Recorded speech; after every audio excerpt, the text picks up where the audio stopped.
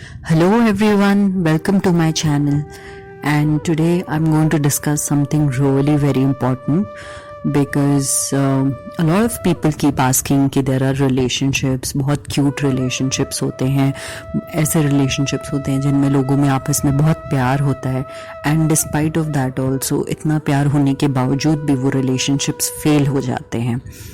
इनका क्या रीज़न होता है कि जब लोग कहते हैं कि रिलेशनशिप्स का जो बेस है वो लव होना चाहिए, अगर किसी रिलेशनशिप में बहुत लव भी है तो भी वो रिलेशनशिप्स फेल हो जाते हैं। तो ऐसा क्यों होता है? Why do relationships fail? This is the topic of today's video.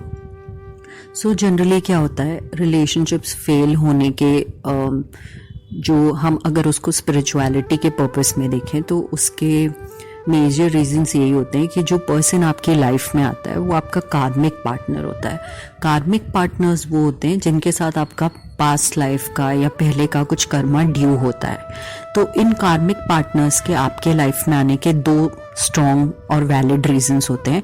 पहला ये कि पास्ट लाइफ का आपका उनके साथ कुछ कर्मा क्लियर होना रह गया है, कुछ रिमेनिंग है, जिसके वजह से वो आपकी लाइफ में आते हैं, वो कर्मा क्लियर करते हैं, और जब वो कर्मा क्लियर हो जाता है उसके बाद आप अपने अल्टीमेट सोलमेट या लाइफ पार्टनर से मिलते हैं।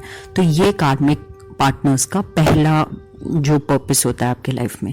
दूसरा ये होता है कि आपकी लाइफ में आपके बिहेवियर में कुछ टॉक्सिक पैटर्न होते हैं कि जिस तरह से कुछ लोग होते हैं वो रिलेशनशिप्स में ओवर गिव करते हैं या किसी रिलेशनशिप को बनाए रखने के लिए डिसरिस्पेक्ट भी टॉलरेट कर लेते हैं।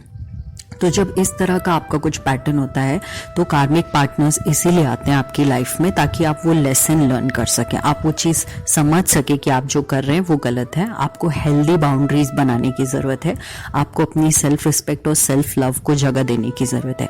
तो कार्मिक पार्टनर्स का आपके लाइफ में आने के दो मेजर मोटिव्स यही होते हैं, या तो पास्ट लाइफ कर्मा कुछ रिमेनिंग होता है जिसको सेटल करने के बाद आप अपने सोलमेट से मिलते हैं, और या तो फिर आप ऐसा कुछ टॉक्सिक पैटर्न या बिहेवियर डिमॉन्स्ट्रेट कर रहे होते हैं जिसके लिए आपको वो लेसन लर्न करना ज़रूरी होता है। कई बार ऐसे होते हैं कि हमारा कार्मिक पार्टनर ही हमारा सोलमेट होता है, वो बहुत ही रेयर केसेस में होता है, और उस केस में ऐसा होता है कि उस पॉइंट ऑफ टाइम में आपकी एनर्जीज अलाइन नहीं हो रही होती हैं। तो आप उस टाइम मिल तो ज़रूर लेते हैं बट एक इमेच्योरिटी, एक इम्बैलेंस होता है आपके एनर्जी फ्रीक्वेंसी में।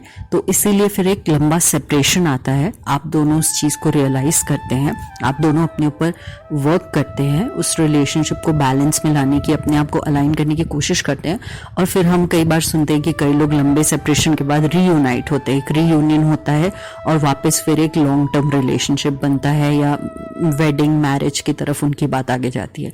तो बहुत कम केसेस में ऐसा होता है कि कार्मिक ही आपके सोलमेट होते हैं, पर उस पॉइंट ऑफ टाइम पे आपकी एनर्जी फ्रीक्वेंसी, आपका बैलेंस नहीं होता है, इसलिए आप एक लंबा सेपरेशन आता है और फिर बाद में आप रीयूनियन की तरफ बढ़ते हैं।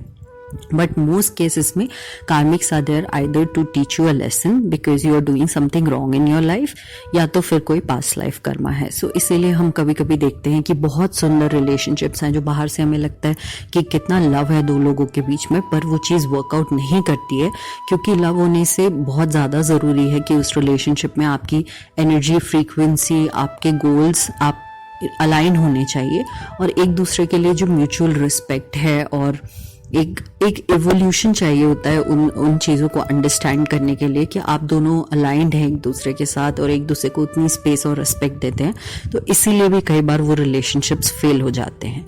आई होप आपको ये वीडियो पसंद आया, और अगर आपके कोई कमेंट्स या सजेशंस या फीडबैक हैं तो प्लीज़ कमेंट बॉक्स में लिख दीजिए, and I hope to see you guys soon. Bye, नमस्ते।